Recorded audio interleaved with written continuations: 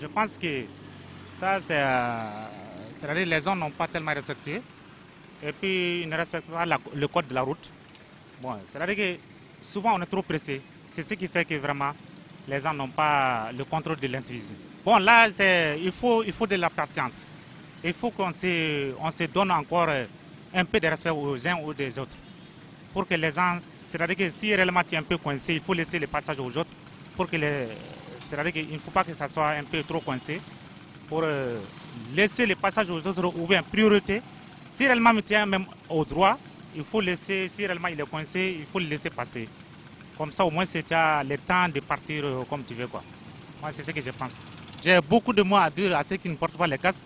Les gens pensent que les casques, là, c'est-à-dire qu'une fois que tu portes les casques, tu te protèges toi-même.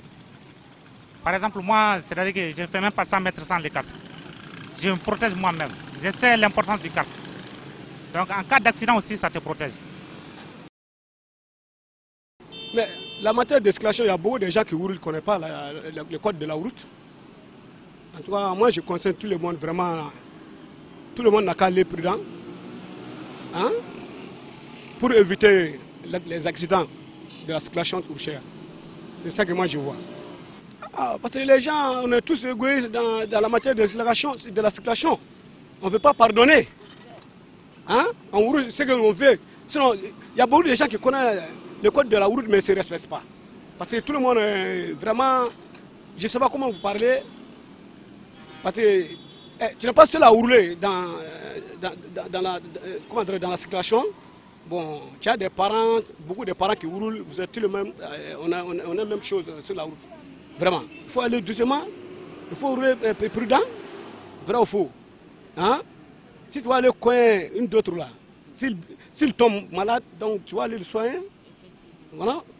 Mais pour le moment, le temps est cher, tout le monde le sait. Ça ne va pas dans ce pays-là. Hein?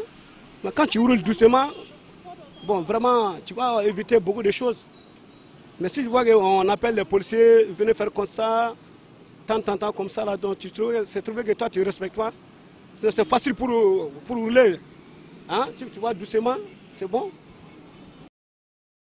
L'incivisme même, je pourrais dire, c'est devenu la règle d'or des Maliens.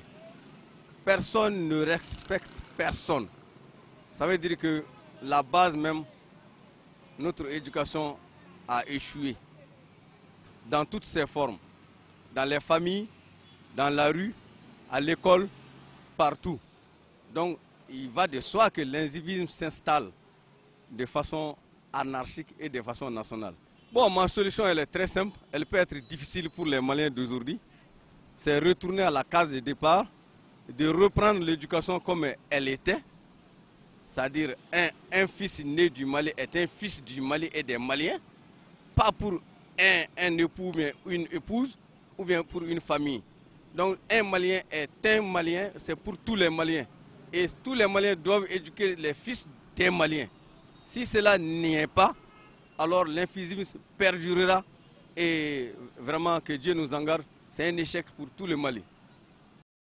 Bon, en fait, c'est quelque chose qui est très simple, très banal aussi, mais moi, personnellement, je pense que c'est l'éducation. Voilà, c'est l'éducation parce que quand on prend le cas du Mali, tout dépend de l'éducation. Et quand on regarde dans la circulation, les gens s'insultent au hasard, ils réagissent n'importe comment et de façon vraiment souvent très impolie. Mais il y a des cas aussi, il y a des gens qui sont vraiment, comment dirais-je, compréhensibles.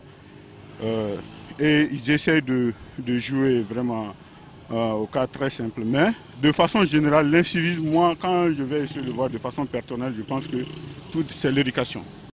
Mais sur l'incivisme, qu'est-ce que vous voulez que je dise sur ça? Hein? Mais c'est à vous de voir. Vous-même, vous voyez. Mais les gens ne sont pas éduqués en la matière. Surtout les cyclistes là. Ils font n'importe comment à gauche et à droite. Il faut les apprendre. Normalement, un cycliste ne doit pas venir de ce côté-là, à gauche. Ah, la solution, mais ceux qui sont chargés en la matière, hein?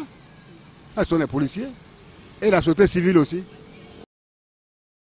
Si vous dites qu'il y a l'incivisme, vraiment, moi je vous confirme que c'est vrai. Souvent, quand nous sommes en régulation pour donner de l'ordre, au moment de la fluidité, il y a souvent des usagers, bon, si toutefois si vous les invitez à obtempérer, ils refusent catégoriquement, surtout au moment de la rupture.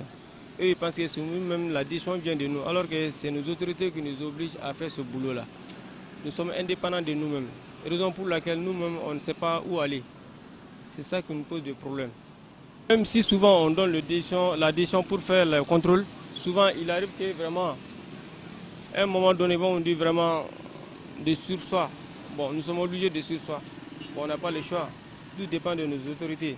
C'est eux qui nous donnent la décision de faire ce boulot-là. Si jamais ils ne donnent pas, même souvent il y a pas mal de gens qui conduisent le véhicule. Il y en a qui ne portent pas la ceinture de sécurité. Nous-mêmes, nous voyons ça.